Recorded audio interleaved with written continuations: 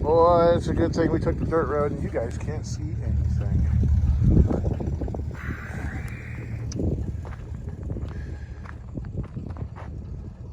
We lost the light. Oh well. Welcome to Strip Threads. It is a windy mofo today. So, little development, little something going on here. I finally got a call back from Jim on the Corolla, and we went and picked it up. So yesterday was quite the adventure. Let me show you what's going on here. So forgive the wind as usual. Thank you, Oklahoma. So here we are, 76 Toyota Corolla te37, two-door hardtop, fairly rare Corolla. I really got in on this. The last time I knew of him driving it was something like 2010, even though it was tagged through 2013. If I remember correctly, he lived in Arizona, but he would also come out here, and he kept this vehicle in ready-to-go condition, so when he flew out here, he'd just hop in this and drive it. But then I think he ended up moving out here. He had a more modern vehicle. This one just never got driven, and he finally junked it. And so my friend Jim, who owns the scrapyard that you saw in the other videos, I told him I wanted to buy this. Now, at first, I wanted to buy it to cut the body off of, to use the chassis under the Cricket, which honestly, I really didn't want to do, because this is in good enough shape to save, and it's rare, and it's cool.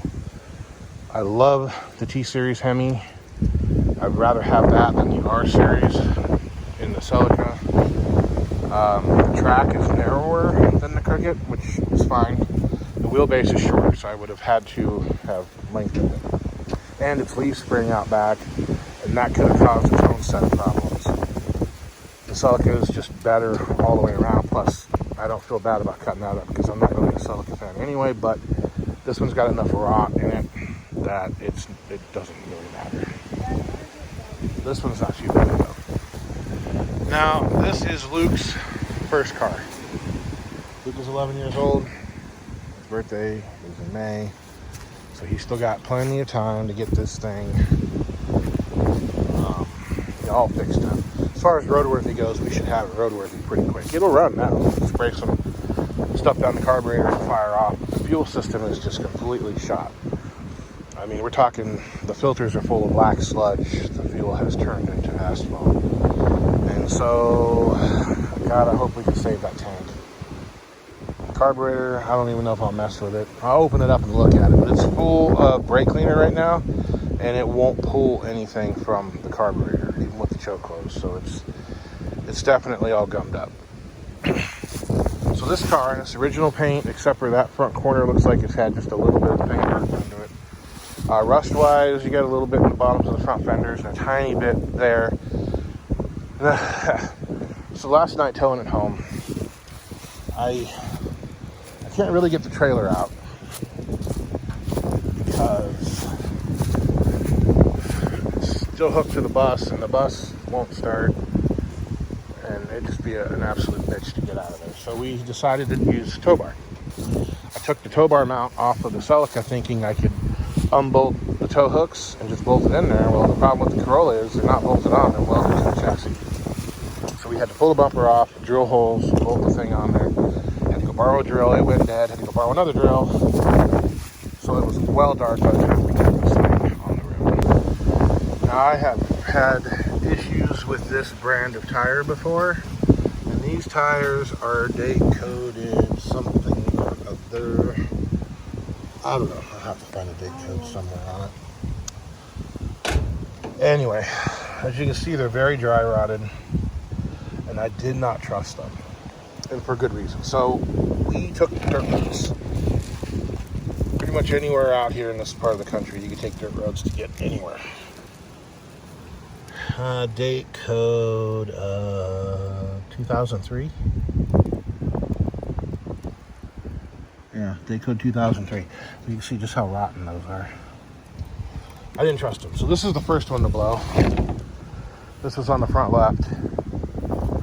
And so when it blew, it, of course, turned the wheels on the car, which wanted to force the Dodge into the ditch, which, you know, it didn't. that is the spare tire, which was brand new. I mean, it was the same age as all the rest of them, but it still had all the nibs on the tread, never been run. And so I put it on anyway, but you can see how eroded this tread is now. And that's just because this rubber is so dry. It was in the trunk, not exposed to the light or the elements really, but that rubber is just so dry, it's coming apart all on its own. So we blew this tire first, and the tire I had, I tried to air it up, but it was just leaking all out from some of the cracks. So we couldn't do anything else at that point. So screw it. Put the flat tire back there, put the tire that was aired up here, and away we went. And then at some point later, after noise, pulled over, and that rear tire had blown out. And so we had to tow it real slow because I didn't want the tread whipping and tearing up the body, which it did a little bit. And then at some point later on, I noticed the car kind of whipping, and I pulled over and checked, and this one had gone. So we hauled it all the way in with no rear tires, basically. Real slow. And so it did a little bit of damage here, and it exposed that rust and kind of beat it back open. But I'm not happy about that, but we couldn't leave it anywhere, and I didn't want to mess with the trailer. So right now, Luke is pulling the fender off, which might seem like a strange thing to do. But the reason why is because, remember, this corner was up against that trailer, and it did actually do that damage. But it somehow pushed the fender back, and Luke forced this door open, and when he did it, it caught right there. So we need to get it off, and I need to straighten at least that out, so it doesn't do any further damage or hurt the door any. So if any of you guys out there have a replacement fender for this thing, let me know. Hopefully we can get it for you. The money is incredibly tight right now, but this is a project that doesn't need to get done quick, but at the same time I want to keep him interested in it. So I know with my ADD, you get to a point where you run out of money and you can't, go any further with your project without putting a bunch of money into it. It just sits, and then you get burned out and you end up trading it off for something else. And sometimes you go up, usually you go down. I don't want Luke to get into that, rut.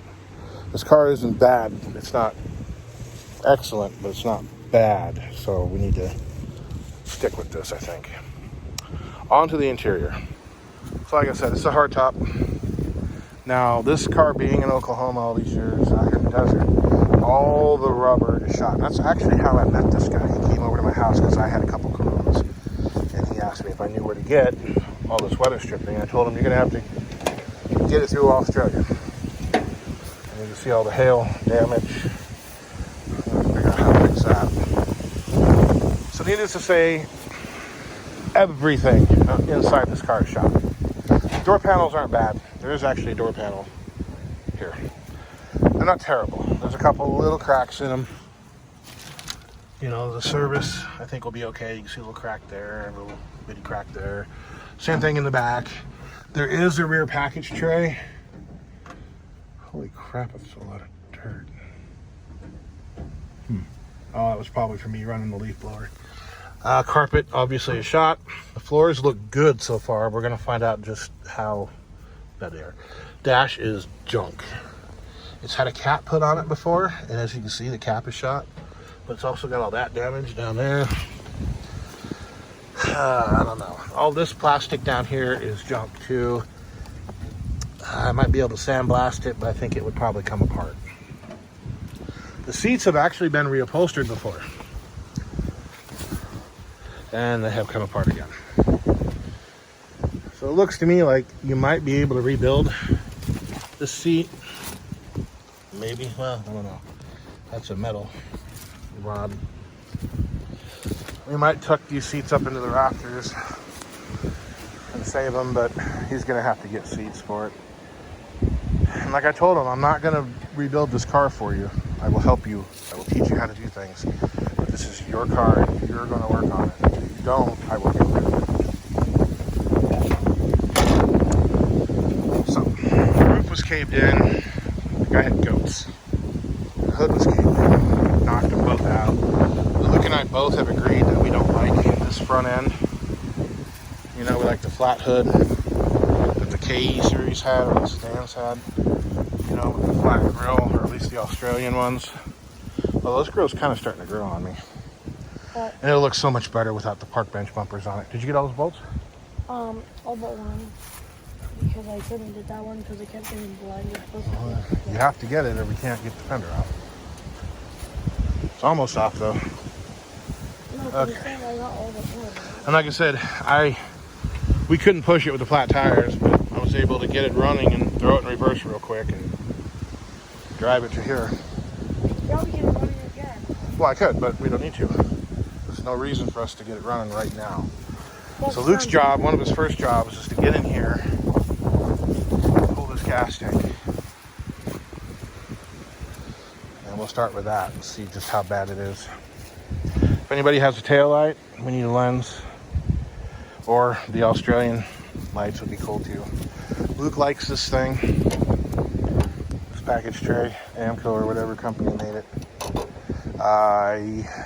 He wants to find louvers for the back window, so if anybody knows where we can find those.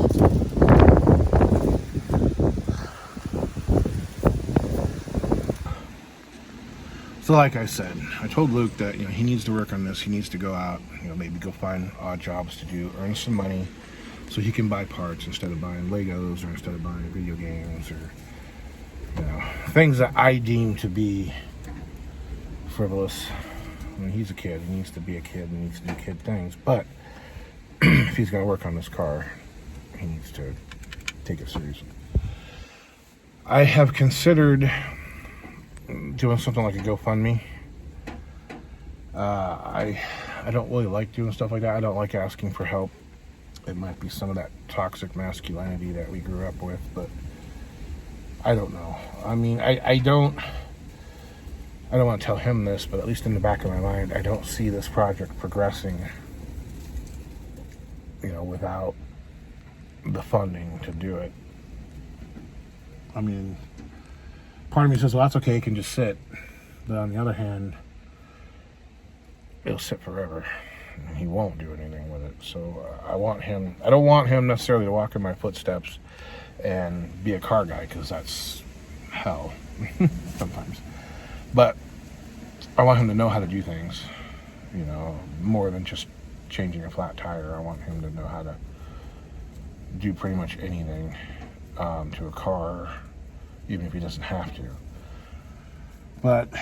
And I want him to have the satisfaction of, hey, look, I busted my ass and now I'm driving my car, you know, rather than go out and buy something and it's like somebody else busted their ass and now I'm driving their car, you know.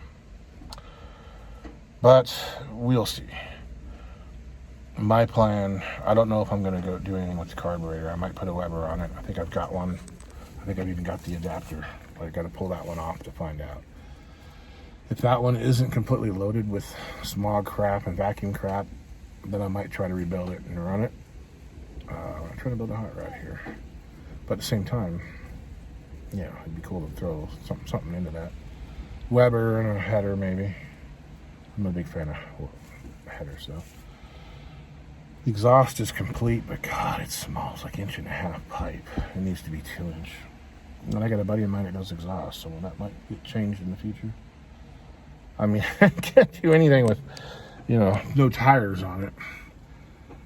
And the problem is the Cricket has a different lug pattern, so I can't even just throw tires on it. Oh, Dad, I got all the bolts in. You know, I do have a set of tires in there I bought for the wagon. They're black walls, and the more and more I think about it, the less I like the idea of black walls.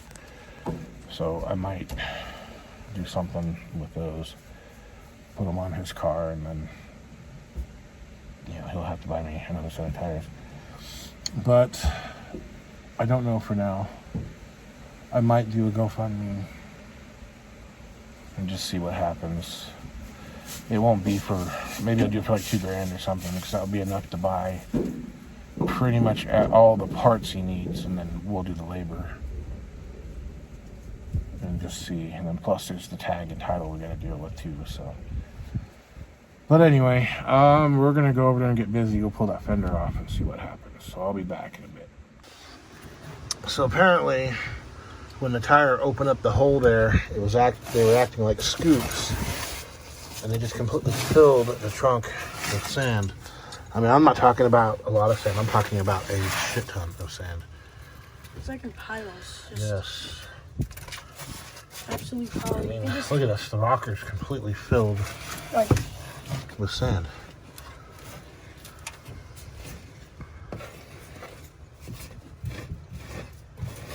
So is this side, except it's under. Look at that. Beach in the back of my car. How does it even escape? Look at that. Look at that. Oh my god. Keep scooping it.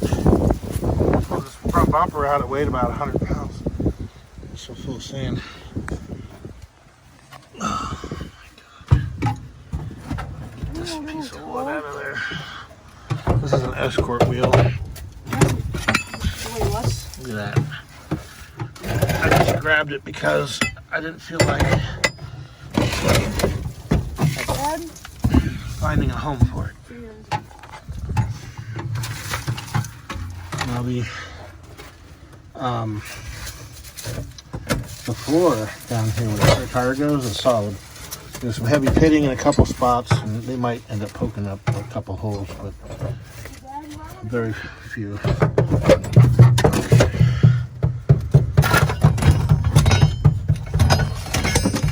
Trailer hitch. So look at this, look at this. Untouched. That's how much sand is there.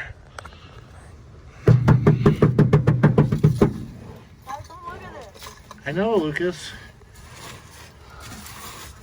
I'm doing it over here too. My God. Just gonna have to get the hose over here and wash it all out.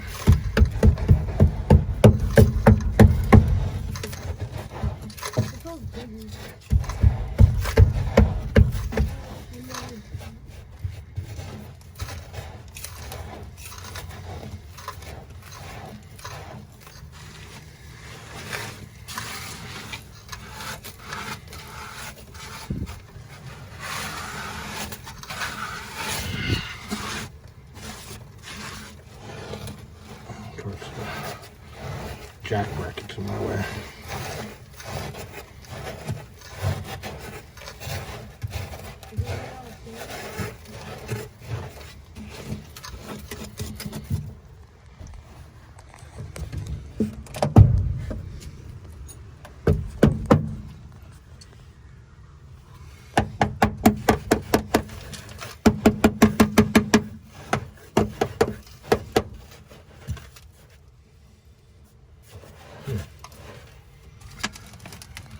Not sure what that's all about. There's a hole right there. What I don't happened? know if that's rust or what. What happened? There's a hole. Yeah, there's a hole on that side too.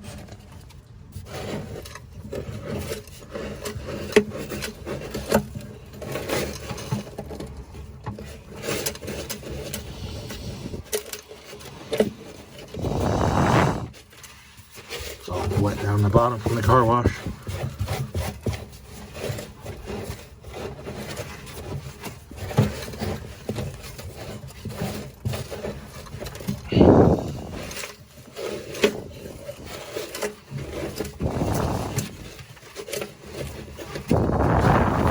JP was like, wanna watch your channel?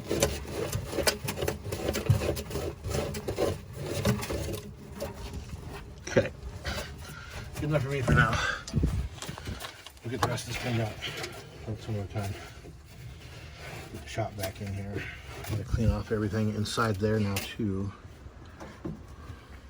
I think the leaf blower did that, maybe. Anyway, That's it for now. We're gonna go to body class. Do you ever film body class? That's it.